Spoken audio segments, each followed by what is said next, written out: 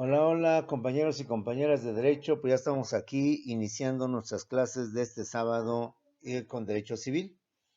Y estamos dentro del tema de lo que son las obligaciones y lo que vienen siendo los contratos. Hemos visto que las obligaciones, comprender la relación o lo que existe, y estamos en las fuentes de las obligaciones. ¿De dónde nace? ¿Dónde surge la obligación? ¿Cuáles son los actos, los hechos, las actividades que permiten que surja lo que es la obligación, es decir, el derecho de exigirle a la persona que cumpla con el pago o con la prestación a la cual se comprometió? Estamos analizando que las principales fuentes de las obligaciones son el contrato y la declaración unilateral de voluntad, aunque también hay otras más. Estamos desglosando qué es la declaración unilateral de voluntad, la oferta, las promociones, los descuentos que nos hacen, las recompensas que nos hacen. Y también hay una normatividad que nos dice qué pasa en caso de que la persona al rato no quiera retirar su oferta, qué pasa si varias personas llegan al mismo tiempo y dicen yo quiero la recompensa, quiero el premio, cumplir la condición, cumplir lo que tú me pedías. Entonces, como puedes ver, hay muchos casos que hay que regular a grandes rasgos, para que más o menos tengas la idea. ¿Qué pasa en esta situación? ¿Qué pasa en esta cuestión más? También vamos a ver en los contratos. Entonces, quise hacer una pausa antes de continuar uno por uno, y una vez ir viendo cuál es la normatividad de los contratos, la normatividad de la creación unitaria de la voluntad, en caso de recompensa, de promoción, de descuento o cosa por el estilo. Así que una vez que hemos visto los contratos, vamos a ver algunos aspectos sobre la normatividad contractual, que ya los visualizamos en lo que viene siendo derecho romano, cuando en derecho romano vimos los contratos en Roma y los contratos en la legislación actual. Por lo tanto, creo yo que este tema se nos va a facilitar y sobre todo va a consolidar lo poquito o lo mucho que ampliamos en lo que viene siendo esta parte. Reitero, los contratos vienen constituyendo la fuente principal de las obligaciones. Vamos a ver algunos aspectos generales de cómo se reglamentan o se regulan lo que vienen siendo los contratos. En principio, recordemos que el contrato constituye la fuente principal y la más importante de las obligaciones. Es el prototipo, es el icono de las fuentes de las obligaciones, el famoso contrato. El contrato, por tanto, es el acto jurídico por excelencia, el icono o modelo de los actos jurídicos. Ya cuando veas actos jurídicos en otra parte del derecho civil, pues entenderás que no solamente constituye la fuente principal de las obligaciones, sino también constituye el modelo o el prototipo propio de lo que son los actos jurídicos. El acto jurídico es la manifestación de voluntad de las personas con el propósito de producir consecuencias jurídicas. Sabemos que de hacer esto va a haber consecuencias jurídicas, pero estamos conscientes y las aceptamos con mucho gusto, o al menos estamos conscientes de ello. El ejemplo: la compraventa es un acto jurídico. Sé antemano que al momento en que compro la casa va a haber consecuencias jurídicas. ¿Por qué?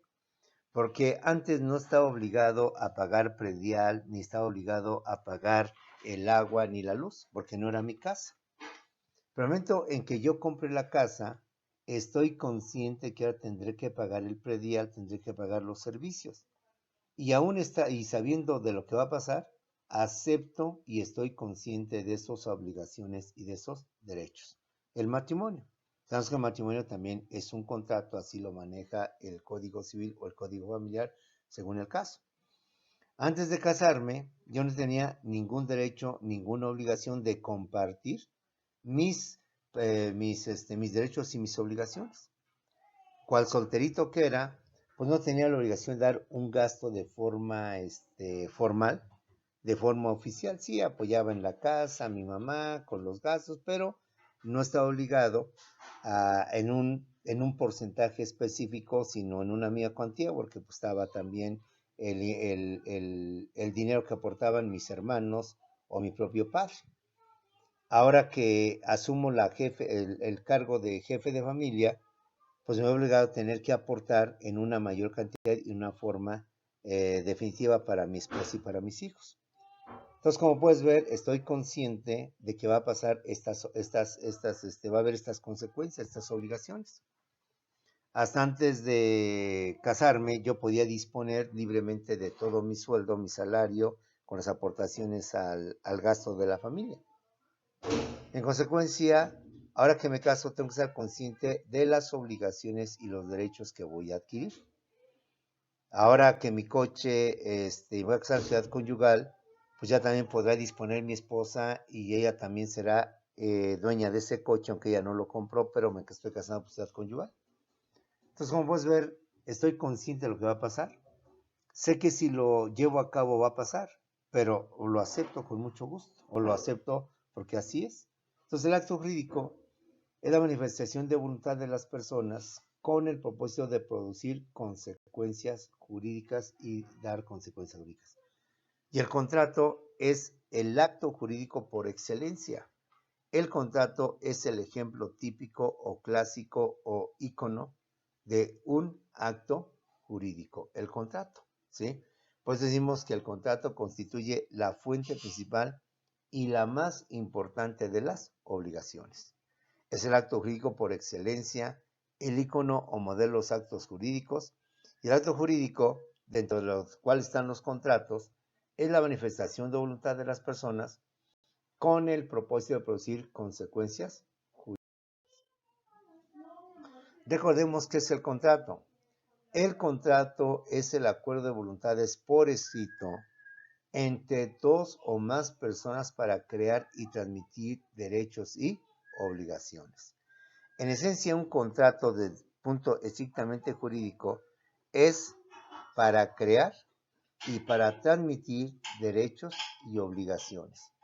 Porque al hecho de decir, voy a firmar ese contrato para comprar esa casa o para adquirir eso, más bien, independientemente del objeto, es que yo a través de un contrato estoy creando y estoy transmitiendo derechos y obligaciones.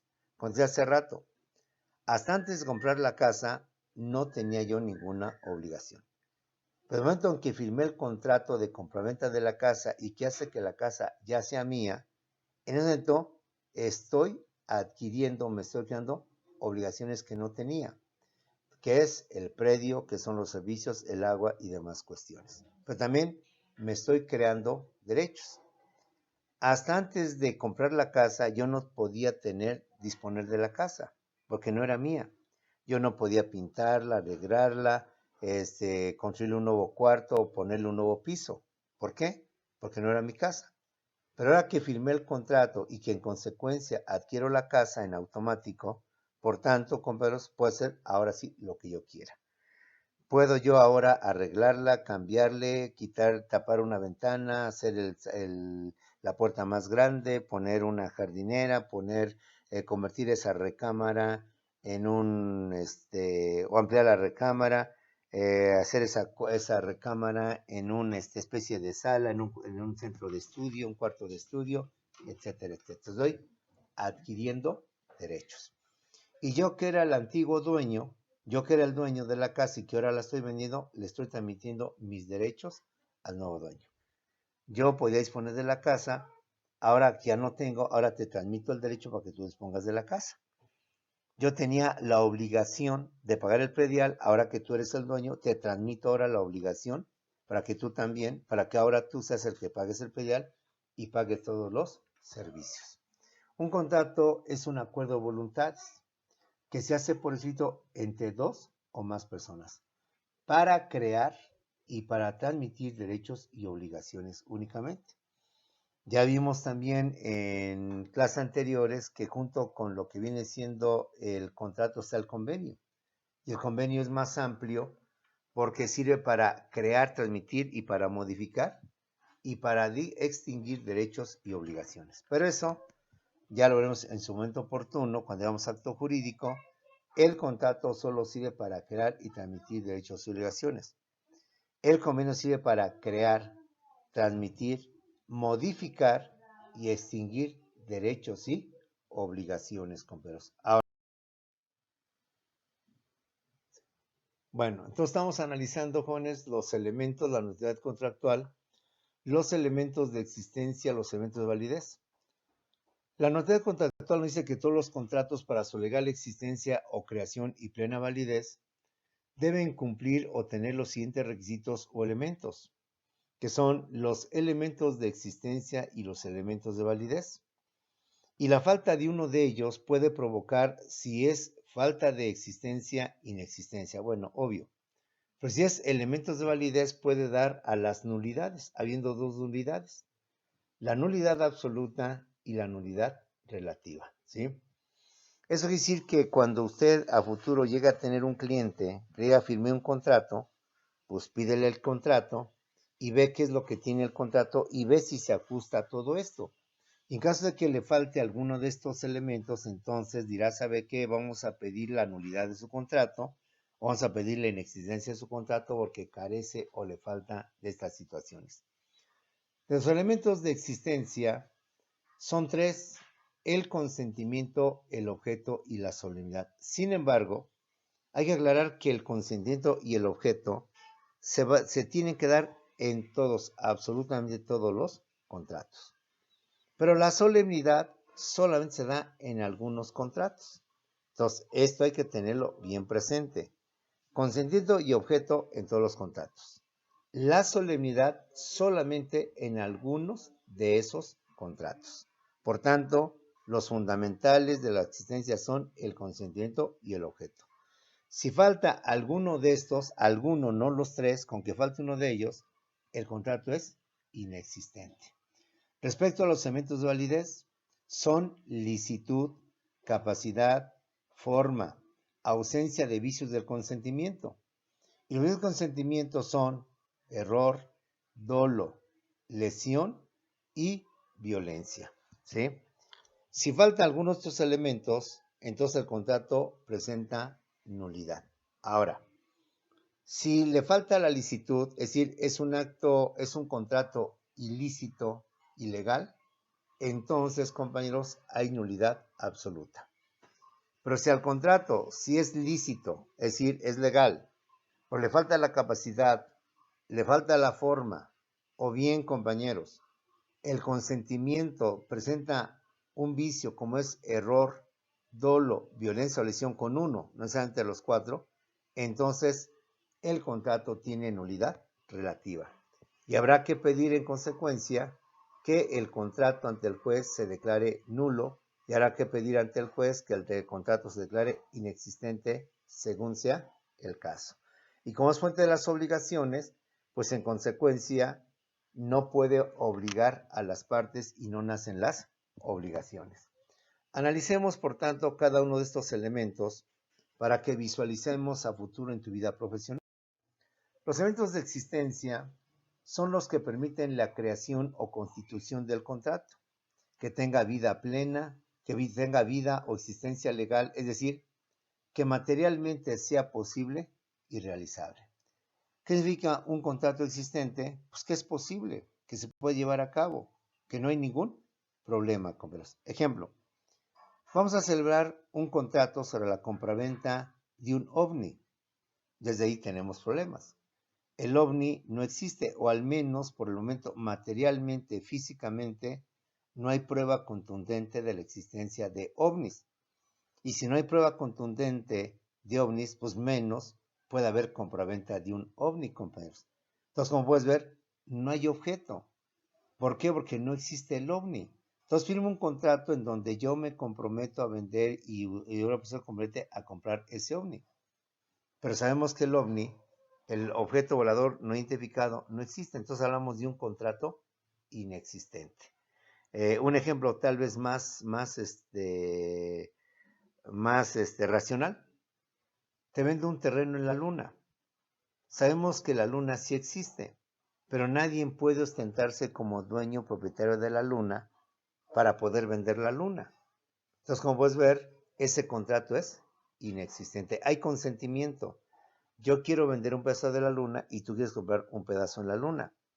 Pero resulta que no hay forma de acreditar que viajar a la luna y decirte, este es tu terreno, ahora eres el dueño de esta luna. Entonces, por tanto, es un contrato inexistente porque no hay objeto. Eventos de existencia son los que permiten la creación o constitución del contrato, que tenga vida o existencia legal, es decir, que materialmente sea posible o realizable. De esta manera, se requiere que tengan tres elementos. Inexistencia del contrato. Se presenta cuando falta alguno de los elementos de existencia, lo que impedirá que el contrato pueda constituirse o crearse materialmente. Es decir, se requiere que haya consentimiento, que haya objeto y para algunos casos que haya solemnidad. Si una de las partes al momento de casarse le dice al juez no, pues no hay contrato porque no hay consentimiento. Entonces el contrato es inexistente, el contrato no se pudo materializar, no se pudo constituir, no se pudo crear. Y señorita fulana de tal acepta por esposo al señor fulano de tal, sí. Y señor fulano de tal acepta por esposa, cita fulana de tal, y te dice no, o simplemente no se presenta, pues no hay contrato. ¿Por qué? Porque no hay consentimiento, no hay un elemento que se requiere. En consecuencia, el contrato es inexistente.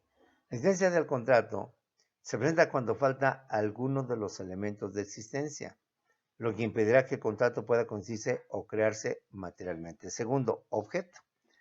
Un elemento de existencia es que haya un objeto, es decir, materia sobre el cual versa el contrato. Pensemos otra vez en el contrato del ovni. A ver, ¿dónde está el ovni? No, pues no hay ovni, entonces no hay contrato. Si no hay objeto, pues no hay contrato. El contrato es inexistente. Solemnidad, ya lo veremos en un momento oportuno. Sabemos que el matrimonio es un contrato eminentemente solemne.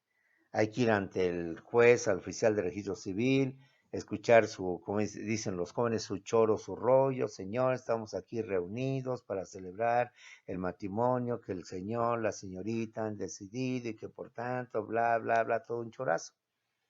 Tenemos que hacerlo de esa manera, todos de pie, formalmente escuchando, oyendo toda la letanía, los testigos, los padrinos, calladitos, etcétera. Las palabras solemnes, acepta por esposo, acepta por esto, los declaro en nombre de la ciudad de la ley, marido y mujer, bla, bla, bla, rompemos el protocolo, aplausos, puede usted ya besar a la novia, etcétera, etcétera. Entonces, mientras no se haga eso, el contrato es inexistente. Vamos a pensar, oiga, no puedo ir yo a firmar, pero pues va a ir mi hermano, o no sé si mañana puedo pasar a firmar el acta de matrimonio. Sí, no se preocupe, no está cumpliendo solemnidad, no hay contrato, aunque lo vaya a firmar al otro día, no se presentó, porque es una ceremonia solemne protocolaria, ¿sí?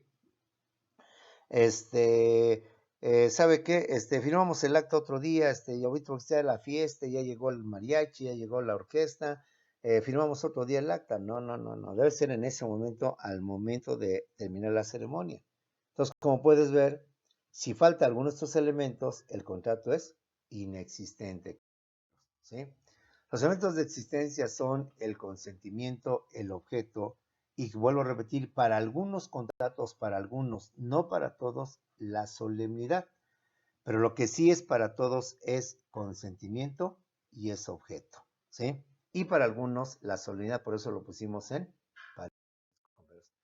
¿Qué es el consentimiento? Primer elemento fundamental, indispensable para que el contrato exista. Ya te dije, si no hay consentimiento, no hay contrato. El consentimiento es el acuerdo entre dos o más personas o la manifestación de voluntad de las partes para suscribir un contrato. Elemento indispensable, básico, fundamental, es que las partes estén de acuerdo en celebrar ese contrato. Si a la hora de la hora firma no lo firmo, pues no hay contrato. Señorita, acepta por esposo de fulano de tal, no lo acepto, pues no hay contrato. Consentimiento es indispensable para poder hacer. Señora, ¿acepta vender su casa? Dice sí. Y ahora de firmar el contrato, no, ¿sabe qué? Lo pensé, mejor no, fírmele, no firmo. Si no te firma, pues no hay contrato. ¿Y por qué no hay contrato? Porque no hay consentimiento. La señora o el señor a la mera hora se echó para atrás. Y dijo que no, y no firmó. En consecuencia, no hay contrato. Consentimiento es el acuerdo entre dos o más personas o la manifestación de voluntad de las partes para suscribir el contrato. ¿Firma? Sí firmo. ¿Se casa? Sí me caso. Sí me caso, sí acepto. Y entonces, adelante con el consentimiento. Segundo, El objeto se divide en dos, objeto directo y objeto indirecto. El objeto directo son los derechos y las obligaciones que mutuamente contraen o adquieren los contratantes, compañeros. Al momento que firmas un contrato, y lo hemos dicho, la esencia del contrato jurídicamente hablando, es que yo adquiero nuevos derechos y nuevas obligaciones. Ese es el objeto directo, adquirir derechos y obligaciones. Obligaciones y derechos que hasta antes del contrato no los tenía, no existían. Y que al momento de firmarlos, en esto estoy creando y estoy transmitiendo y estoy adquiriendo nuevos derechos y nuevas obligaciones. En cambio, el objeto indirecto es el bien, es la cosa sobre la cual versa el contrato. El objeto es la materia, el contenido del contrato. Si es un contrato de compraventa de un coche, pues el objeto indirecto es el coche. Si es la compraventa de una finca, de un terreno, el objeto indirecto es esa finca, es ese terreno, el cual ser posible tanto físicamente como jurídicamente, es decir, de estar permitido por las leyes y debe de existir dentro del comercio. Debe ser objeto de operación o transacción mercantil, de transacción u operación onerosa, compañeros. Ese es el objeto indirecto. El objeto debe ser posible jurídicamente, es decir, debe ser objeto de transacción, de adquisición, debe estar dentro del comercio. Ejemplo, te vendo Palacio Nacional, te vendo el hemiciclo a Juárez, te vendo el Castillo de Chapultepec. Pues no, aunque físicamente existen, físicamente sí están, no están dentro del comercio, porque son monumentos nacionales, son monumentos históricos, porque son lo que tú quieras.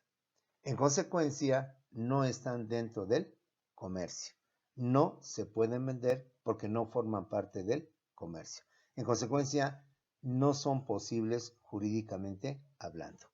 Y para que un objeto sea y se pueda vender o sea objeto de un contrato, arrendamiento, compraventa, se requiere que jurídicamente sean objeto de transacción o de adquisición. No podemos vender Palacio Nacional, no podemos vender lo que viene siendo el hemiciclo a Juárez y demás cuestiones. ¿Por qué? Porque son bienes de la nación, son bienes públicos, son bienes del patrimonio nacional que no están en venta, que no forman parte de ningún acto de comercio, ningún acto comercial, ¿sí? Ser posible físicamente, es decir, que deben de existir en la naturaleza, que debe estar dentro de la naturaleza. Y todo lo que está dentro de la naturaleza, pues puede ser objeto indirecto de un contrato. Los ovnis materialmente o físicamente no existen, porque no hemos tenido un platillo volador para verlo, ¿sí? Que existan en videos, que existan en imágenes, que existan en lo que tú quieras, pues está bien, pero materialmente, físicamente, no existen, no están. Entonces, no podemos hacer un contrato con un objeto que físicamente no existe o no está, ¿sale? Solemnidad. Este elemento no se presenta en todos los contratos y por tanto no todos los contratos tienen que cumplir cabalmente la solemnidad. La venta de un coche no requiere actos solemnes, protocolarios, que estén ahí, se estén ensalzando y reconocemos que el Señor, gracias a su esfuerzo. No, ahí está el dinero, ahí está la factura y se acabó, sin ninguna solemnidad. Un contrato de depósito, un contrato, vas al banco, depositas el dinero, no requiere ninguna fiesta, ninguna ceremonia y recibimos al Señor fundamental, quien el día de hoy viene a depositar en este banco, institución de crédito formal, etcétera. No, simplemente llego, me formo la fila, ya llego a la caja todo estresado porque tardó horas en que yo pudiera pasar y ahí está el dinero y se acabó y vámonos, ¿sí? Entonces, como puedes ver, no todos los contratos requieren la solemnidad. Este elemento no se presenta en todos los contratos.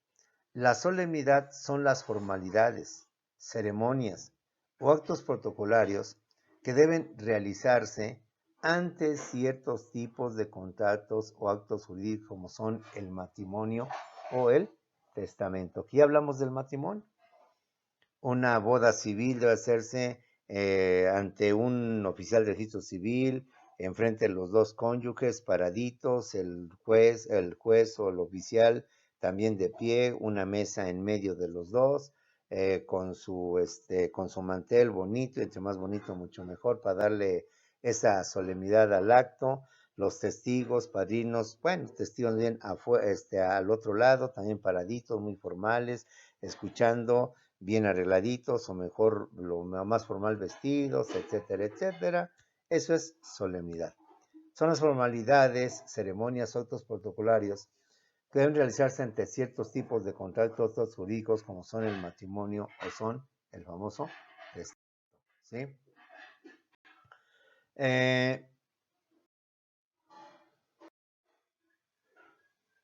Esto es en cuanto a los actos, en cuanto a los elementos de existencia. Es decir, que deben de tener lo que vienen siendo para que sea posible materialmente. Ahora vemos con los elementos de validez. Los elementos de validez, compañeros, son los que vienen siendo, permítame tantito, los elementos de validez son los que van a permitir que el contrato surta sus efectos legales. Que el contrato, por tanto, obligue a las partes a cumplir con sus obligaciones y a cumplir con esto como la fuente principal de las obligaciones. Dentro de los contratos de de los elementos de validez, tenemos lo que viene siendo la famosa licitud. La licitud significa que el acto jurídico debe ser legal, de estar permitido o autorizado por lo que viene siendo las leyes, compañeros, ¿sí? Es decir, todo contrato que realicemos debe estar permitido por las leyes, de estar autorizado por la ley, de ser un contrato lícito, legal, y no al revés, ilícito o ilegal, compañeros. Vamos a ver algunos ejemplos de contratos ilícitos o ilegales y por tanto prohibidos por las leyes. ¿Cuáles son? La compraventa de armas para el uso exclusivo del ejército. Sabemos que por eso llevan el nombre de uso exclusivo del ejército, que no cualquier persona puede adquirir o puede comprar. Si alguien se dedica a la compraventa de este tipo de contratos y si alguien cometiera el error inclusive de hacerlo por escrito, ya de por principio es nulo. Y es obvio que difícilmente los contrabandistas y los cárteles que adquieren estos armas ilegales van a firmar un contrato. Pero aún pensando que así fuera, pues ese contrato simplemente es nulo. ¿Por qué? Porque la ley prohíbe la adquisición de armamentos del uso exclusivo del ejército. Otro ejemplo más de actos ilícitos sería el tráfico de órganos humanos y el narcotráfico, ¿sí? En donde las partes deciden realizar un contrato sobre la compraventa de órganos humanos como riñones, pulmones, córneas, diciendo las drogas. Por mandato de la ley, esto es ilegal, esto es indebido. En caso de que se pudiera celebrar, de hecho se celebran, ¿sí? Pero en caso de que se pudiera celebrar por escrito, pues simplemente es un contrato nulo. Un contrato que tiene nulidad absoluta. ¿Y qué es nulidad absoluta? Que ese contrato no lo podemos subsanar, no lo podemos corregir, no lo podemos enmendar, porque la única forma de corregirlo, de enmendarlo, de hacer que algo ilícito sea lícito, es que se reforme la ley, se modifique la ley y ahora la ley establezca la realización de contratos, de operaciones, de órganos humanos o de drogas. De hecho, ya la marihuana ya está legalizada, pero ya sabes que para esto se requiere que el permiso de COFEPRIS y en su momento oportuno que la ley así lo legalice. En fin. Un elemento importante de lo que vienen siendo los famosos elementos de validez es que tengan licitud, que estén permitidos, autorizados por la ley, porque de lo contrario serán contratos ilícitos, ilegales, y en consecuencia Si es un contrato ilícito ilegal, tendrá nulidad absoluta. No producirá efectos legales. No tendrá ninguna validez. Por tanto, no podrá obligar a las partes a su cumplimiento. Y en caso de que no tenga licitud, entonces tendrá nulidad absoluta. No lo podremos corregir, no lo podemos enmendar precisamente porque tiene ese problema de... El otro es la capacidad. Recordemos que las personas tienen dos tipos de capacidad, la capacidad de ejercicio y la capacidad de goce. La que le interesa a los contratos es la capacidad de ejercicio. ¿Qué es la capacidad de ejercicio? Es la aptitud o facultad que tienen las personas para valerse por sí mismas, asumiendo personalmente sus derechos, sus deudas, sus compromisos y sus obligaciones, por sí mismas sin intermediación de nadie. Son las personas que adquieren la mayoría de edad, es decir, los 18 años, compañeros. Para que un contrato sea legal, se requiere que los contratantes, que las partes que firman el contrato, que se comprometen, sean mayores de 18 años. Porque de acuerdo con la ley, los que tienen más de 18 años tienen capacidad legal. Es decir, pueden valerse por sí mismos. Pueden asumir sus compromisos por sí mismos, dado que tienen el criterio, la experiencia, los conocimientos para poderlos hacer por sí mismos sin tener ningún problema, pero sí, es un elemento fundamental. Y cuando falta este elemento, lo vamos a ver en su momento oportuno, pues presentan nulidad relativa. ¿Qué significa? Que el contrato por principio es nulo. No va a poder producir efectos jurídicos, no va a poder obligar a las partes. Pero que, compañeros, sí podemos enmendar y corregir este contrato nulo. ¿Por qué?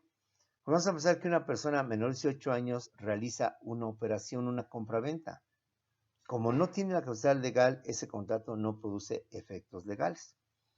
Pero si el padre o el tutor de este menor de edad ve que a pesar de su corta edad hizo un buen negocio y él decide ratificarlo, confirmarlo como padre o como tutor del menor, en consecuencia el contrato se convalida. El contrato se corrige y el contrato tiene plena validez. El contrato, por tanto, puede continuar y puede seguirse llevando a cabo, es decir, puede obligar a las partes. Recordemos también que la capacidad de goce es la que tienen todas las personas sin excepción, inclusive los que apenas están dentro de mamá, los que apenas están en proceso de gestación. ¿Qué es la capacidad de goce? La facultad que tienen las personas para ser titulares de derechos y obligaciones. Y todos tenemos esa capacidad para ser titulares de derechos y obligaciones. Los discapacitados o personas con capacidades diferentes, los menores de edad, incluso los que están en procesos de gestación, aunque mucho se discute todo este tema sobre el derecho. Todas las personas podemos ser titulares de derechos y obligaciones. Un padre puede nombrar como titular de su herencia una vez que fallezca a su hijo discapacitado con una forma de solventar su vida cuando él no esté. Un futuro padre puede nombrar como heredero al niño que lleva a su esposa en el vientre que está apenas en proceso de gestación. ¿Por qué? Porque en un momento determinado, pensando que el padre pueda fallecer y deja el testamento, pues el niño que nace pues puede ser titular de derechos de salvación por ser hijo del padre fallecido. Pero para efectos de contratos, lo que nos interesa no es la capacidad de goce, sino la capacidad de ejercicio, que es la facultad que tiene la persona para valerse por sí misma, para asumir por sí mismo compromisos, deudas, derechos, obligaciones, ¿sí? Y esta se adquiere cuando las personas tienen la mayoría de edad, es decir, cumplen los 18 años, compañeros. Sin embargo, hay personas que no tienen esta capacidad, que son las que vamos a visualizar. Los menores, son las personas que tienen la mayoría de edad, es decir, los que tienen